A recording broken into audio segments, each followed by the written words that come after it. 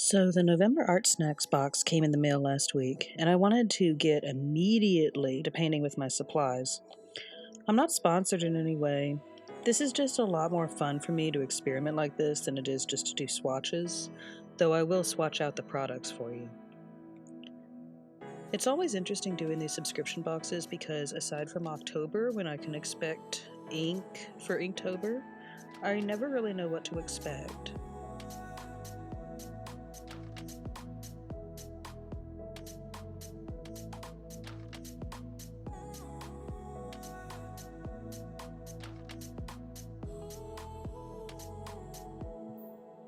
As you can see, the faber-castell Echo Pigment pen in blue writes really nicely. I was happy with this. It feels a lot like a lot of other fine liners I have, which is okay. It didn't seem like anything terribly special, but it was nice.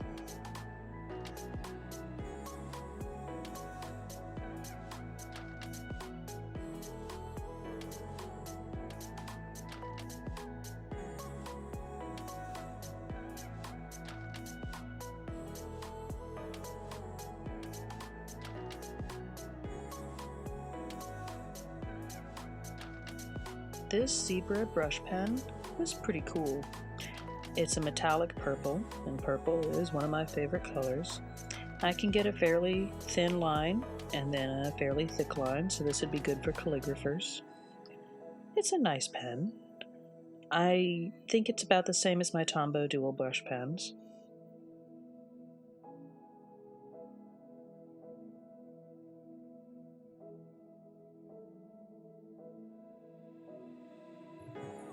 I use acrylic paint and I enjoy painting with it, but I've never actually used soft body acrylic paint. I like how it has a nice dispenser that I can just squeeze out and get little drops or little bits of it, and it's really smooth. This is the flat shader brush that they sent. It's Princeton. I very much like how nice I was able to get this to blend. I usually use water with acrylic just because it usually helps open up some of the acrylic pigment and allow me to spread it a little bit better, but I found that water didn't really do a whole lot when mixed with this. I wasn't adding a ton of water, but I can imagine if I did, I could probably get it very watered down. But as you can see, it goes on very smooth, it's not clumpy, and it's a nice way to sample a good vibrant color.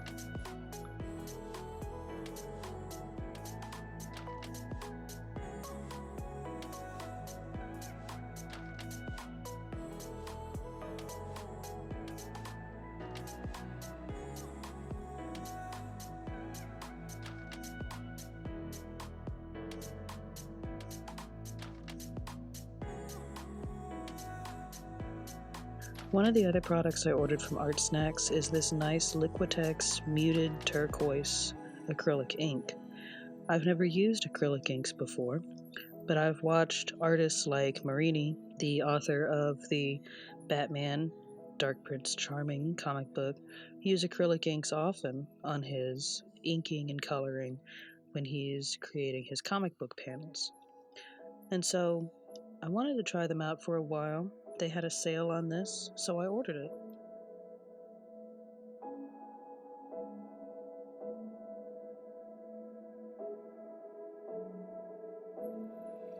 I'm painting this right now on watercolor paper. This is Hot Press Arches 100% cotton watercolor paper. As you can see, the muted acrylic ink is very nice. It gives a nice muted blue. And because it's acrylic ink, it isn't going to smear once it dries. But because it's an ink, I can thin it out and get some beautiful washes. It has a lot of variety and depth and color, and I really am pleased with it.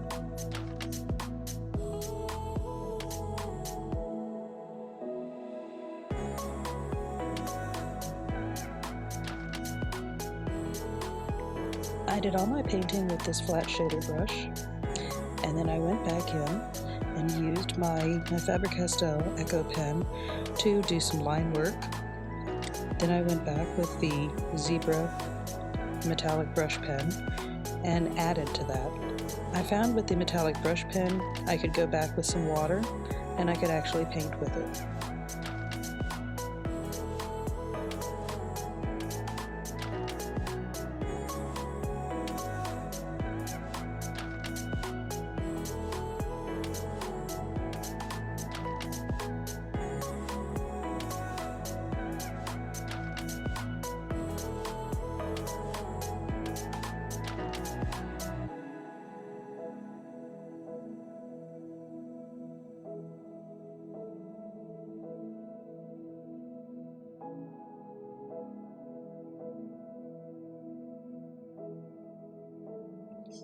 I wanted to go back and also add some dark blacks, so I included some of my Higgins drawing ink. It is a waterproof black ink, but I'll be able to get some darker shades that way to contrast with these brighter colors.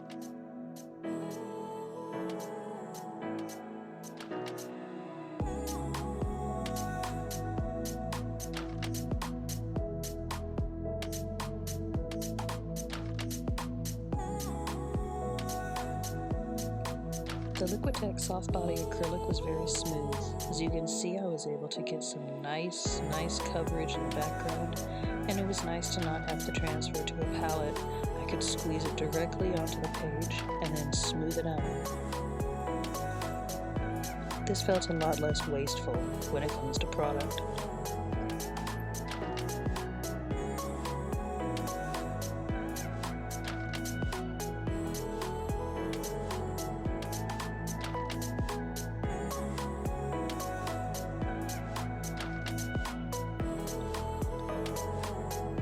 I was a little frustrated by having the one bird. I realized this is probably my non-standard size, and I kind of thought that he needed a friend.